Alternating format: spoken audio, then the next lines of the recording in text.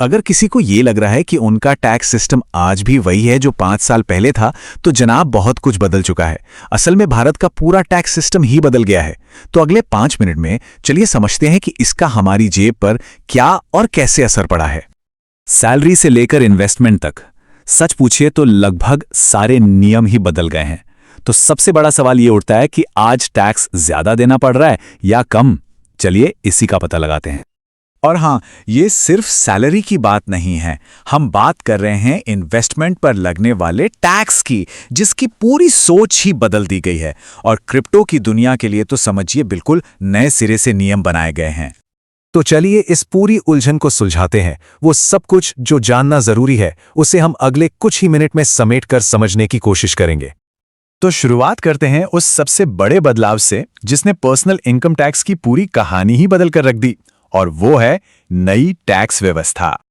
देखिए, यहां सारा फर्क एक चुनाव का है। पुरानी व्यवस्था में टैक्स रेट्स तो ज्यादा थे, लेकिन कई तरह के डिडक्शंस मतलब कटौतियां दिखाकर टैक्स का बोझ कम किया जा सकता था। वहीं नई व्यवस्था ने कम टैक्स रेट्स देकर इसे आसान तो बना दिया, लेकिन टैक्स बचाने के ज्यादातर रास्ते भी बंद कर दिए। और हाँ, ये बदलाव कोई रातों रात नहीं हुआ।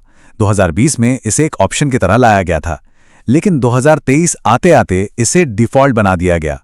मतलब अगर कोई खुद पुरानी व्यवस्था को नहीं चुनता तो उसका टैक्स अपने आप नई व्यवस्था के हिसाब से ही कटेगा। अब आते हैं उस हिस्से पर जिसका सीधा असर नौकरी करने वालों की जेब पर पड़ता है, यानी सैलरी पर टैक्स में मिली राहत। बजट 2030 ने एक बहुत बड़ी राहत दी। नई टैक्स व्यवस्था में स्टैंडर्ड डिडक्शन मतलब खर्चों के लिए एक फिक्स छूट को शामिल करने के बाद 7.5 लाख रुपए तक की सालाना आमदनी एक तरह से टैक्स फ्री हो गई। और ये ट्रेंड आगे भी जारी रहा। लक्ष्य एकदम साफ था, टैक्स फ्री इनकम की लिमिट को लगातार बढ़ाते जाना ताकि मिडिल क्लास के हाथ में खर्च करने के लिए ज्यादा पैसा बच सके। तो 2024 के बाद नए टैक्स रेट्स कुछ इस तरह से काम करते हैं। 3 लाख तक की कमाई पर 0 टैक्स, 3 से 7 लाख पर सिर्फ 5% और 7 से 10 लाख की इनकम पर 10% की दर से टैक्स लगता है। तो इन सभी आंकड़ों का मतलब क्या है? मतलब एकदम साफ है। सरकार का मकसद था टैक्स फ्री इनकम की लिमिट को बढ़ाकर एक बड़ी राहत देना, खासकर मिडिल क्लास को, ताकि उनकी जेब में ज्यादा पैसा रहे। अच्छा, अब सैलरी से हटकर बात करते हैं कि पैसा बढ़ता कैसे है, यानी निवेश से। तो कैपिटल गेन्स टैक्स मतलब इन्वेस्टमेंट पर होने वाले मुनाफे पर जो टैक्स लगता है, उसमें भी बहुत बड़े बदलाव हुए हैं। आगे बढ़ने से पहले 1 मिनट में समझ लेते हैं कि ये कैपिटल गेन्स टैक्स आखिर है क्या। देखिए, जब भी कोई अपनी कोई संपत्ति जैसे कि शेयर्स, मकान या सोना बेचकर मुनाफा कमाता है, तो उस मुनाफे पर लगने वाले टैक्स को ही कैपिटल गेन्स टैक्स कहते हैं। नए सिस्टम ने चीजों को काफी हद तक सिंपल बना दिया है।